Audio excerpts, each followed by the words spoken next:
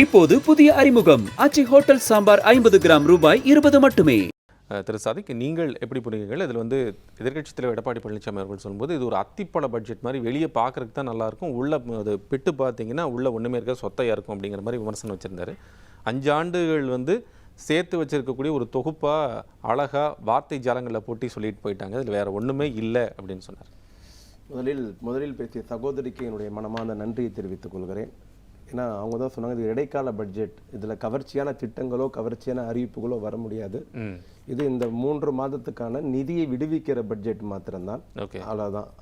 அது நாங்கள் இந்த 5 ஆண்டு காலத்தில் சொன்னதையெல்லாம் செய்திருக்கிறோம், சொல்லாதையும் செய்திருக்கிறோம், தமிழ்நாட்டை எந்த அளவுக்கு வளர்ச்சி பாதையில் அழைத்து சென்றிருக்கிறோம் என்பதை மிக அழகாக மிக தெளிவாக அனைவரும் புரிந்து கொள்ளக்கூடிய அளவிற்கு நம்முடைய நிதியமைச்சர் 2 மணி நேரம் 20 நிமிஷம் பட்ஜெட்டு மிக பிரமாதமாக வரும்.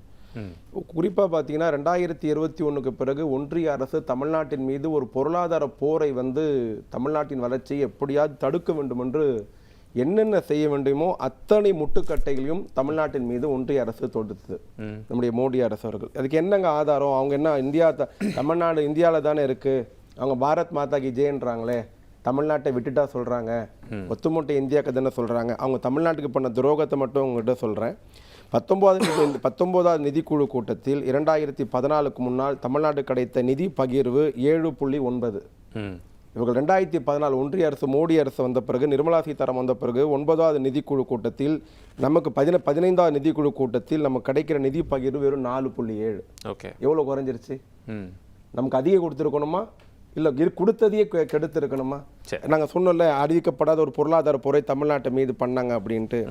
சரி, இந்த வரி பகிர்வால் தமிழ்நாடு இழந்த தொகை எவ்வளோ தெரியுமா? 3,17,000 கோடி ரூபாயை தமிழ்நாடு இழந்தது ஒன்றிய அரசு கிட்ட இருந்து மட்டும். இது தமிழ்நாட்டுடைய மொத்த கடனில் 33%. அடுத்து பார்த்தீங்கன்னா இன்னொன்று, மாநில அரசுகளை கலந்தாலோசிக்காமல் ஜிஎஸ்டி மூலயமா தமிழ்நாட்டு கிடைக்க வேண்டிய அந்த ஜிஎஸ்டி முறையை மாற்றி அமைச்சதால் ஆண்டு ஒன்றுக்கு தமிழ்நாட்டு கிடைக்க வேண்டிய தொகை 9,600 கோடி ரூபாய் மாநில அரசுக்கு இழப்பு ஏற்பட்டிருக்கிறது. இவையெல்லாம் இது மட்டும் இல்லை, ஜல்ஜீவன் திட்டமாக இருந்தாலும், 100 நாள் வேலை வாய்ப்பு திட்டமாக இருந்தாலும், சர்வ சிக்ஷன் அபியான் திட்டம் கல்வி திட்டமாக இருந்தாலும்,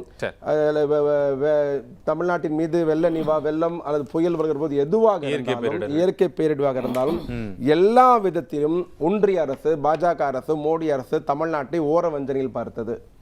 எப்படியெல்லாம் நிதிகளை முடக்க முடியுமோ, எப்படியெல்லாம் தடுக்க முடியுமோ. நீங்க இன்னொன்று சொன்னீங்க, பிஜேபி கூட ஒரு வார்த்தை சொல்லிச்சு, இந்த வளர்ச்சி எப்படி எட்டுனீங்க?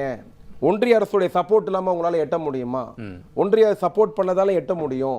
ஒன்றிய அரசை பத்தி நீங்க ஒரு வார்த்தை கூட சொல்லவே இல்லையன்ட்டு. ஒன்றிய அரசு ஏதாவது சப்போர்ட் பண்ணாதானே சொல்றதுக்கு.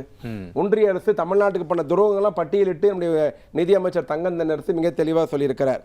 பார்த்தீங்கன்னா 2021 அதிமுக ஆட்சி காலத்தில் தமிழ்நாட்டின் மொத்த பொருளாதார வளர்ச்சி 0.7 இருந்தது. 2021 to 2025 5 ஆண்டு காலத்தில் தமிழ்நாட்டின் பொருளாதார வளர்ச்சி 11.19% உயர்ந்திருக்கிறது. அதாவது நாங்கள் ஒன்றுமே செய்யல அப்படின்னு சொல்றதும் அதிமுக தான். இன்னைக்கு தமிழ்நாடு சட்டசபையில வெளியே வந்துட்டு அவங்க பண்ண திட்டங்கள் எல்லாம் மீண்டும் தொகுத்து வழங்கியிருக்கிறார்கள் சொல்றதும் அதிமுக தான். இதுல இருக்க முரண்பாடு நீங்களே கண்டுபிடிச்சிடலாம். ஒண்ணுமே செய்யலன்றது அவங்க தான், இல்ல 5 ஆண்டு காலம் செய்ததெல்லாம் திருப்பி இந்த பட்ஜெட்லயே சொல்லியிருக்கிறாங்க சொன்னது அவங்க தான். இன்னொன்னு சொல்றேன், அதே நேரம் கலைஞர் ஒரு பொய்யை திருப்பி சொல்லிட்டு ஒரு இதை உருவாக்குறாங்க. தமிழ்நாட்டின் கடன் எவ்வளவு தெரியுமா? ஒவ்வொருடைய தலையில் சுமையில் எவ்வளவு கடன் ஏற்றப்பட்டிருக்கு தெரியுமா? இந்த 5 ஆண்டுகள திமுக ஆட்சி எவ்வளவு கடனை உண்டாக்கியது தெரியுமா அப்படின்றாங்க. இது புள்ளியபுரம் தெரிந்து சொல்கிறார்களா அல்லது இந்த அரசின் மீது ஒரு குற்றச்சாட்டை அவதூறை தூக்கி வீச வேண்டும் சொல்கிறார்களா தெரியல. 2011 திமுக அரசு கலைஞர் அவர்கள் ஆட்சியை நிறைவு செய்து செல்கிற பொழுது மொத்தம் 64 ஆண்டுகளில் சுதந்திரம் பெற்று மொத்தம் 64 ஆண்டுகளில் தமிழ்நாட்டின் கடன் கலைஞர் ஆட்சி விடைபெறுகிற பொழுது 1,14,114 தான் மொத்தம். எப்போது? 2014. அப்புறம் இவங்க வராங்க 10 வருஷம். கடனுடைய தொகை எவ்வளோ தெரியுமா? 5,14,000. அதாவது கலைஞர் விட்டு சென்றதை விட 500% அதிகம். 10 வருஷத்துல 4 லட்சம் கோடி அதிகமா இருக்குன்னு நீங்க சொல்றீங்க. ஆமா, அதாவது 500% அதிகம். 10 வருஷத்துல 4 லட்சம் கோடி 5 வருஷத்துல 4.5 லட்சம் கோடியா? ஆமா 4 லட்சம் கோடி. நான் சொல்றேன், நான் கடன் அவங்க ஏன் வாங்கினாங்கன்னு சொல்ல வரலைங்க. ஏதோ நாங்கள் மட்டும்தான் கடன் வாங்கிட்டதை போலவும், நாங்கள் மட்டும் தான் தமிழ்நாட்டில் ஏதோ கடன் வாங்கி ஆட்சி நடத்துறதை போலவும், இதுக்கு முன்னாடி உங்க கடனே வாங்காதது போல் பேசுறாங்க. அதுக்கு இந்த புள்ளிவிபரம் தரேன். 2011 தமிழ்நாட்டின் மொத்த கடன் எவ்வளவு? இப்பவுமே இந்த பட்ஜெட்லயுமே எஸ்டிமேட் பண்ணியிருக்கிறது என்னன்னா, வர இருக்கக்கூடிய ஒரு வருடத்திற்கான நிதிநிலை அறிக்கையில இப்போ இடைநிலை நிதி அறிக்கை போட்டா கூட இன்னி ஒரு வருஷத்துக்கு 1 லட்சம் கோடி கடன் தேவைப்படும்னு அந்த ப்ரொஜெக்ட் பண்ணியிருக்கிறதுல. ஸோ புட்டுகதர் பார்த்தீங்கன்னா கிட்டத்தட்ட 5.5 லட்சம் கோடி வருது. நீங்கள் இந்த 1 லட்சம் கோடி விட்டுட்டீங்கன்னா மிச்சம் கூட 4.5 லட்சம் கோடி வருது இந்த 5 ஆண்டு காலகட்டத்திற்கு மட்டும்.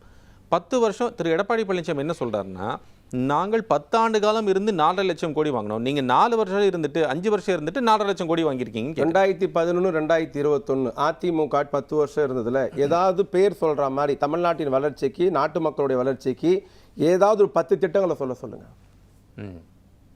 சொல்ல முடியுமா? தாலிக்கு தங்கம் அவங்க தான் ஆரம்பிச்சாங்க, அவங்களையும் நிறுத்திட்டாங்க. லேப்டாப் ஜெயலலிதா ஆரம்பிச்சாங்க, எடப்பாடி ஆட்சிகள் நிறுத்தப்பட்டது. எனக்கு தெரிந்து வேற ஏதாவது திட்டம் இருக்கான்னு அதிமுக சொன்னதான் உண்டு.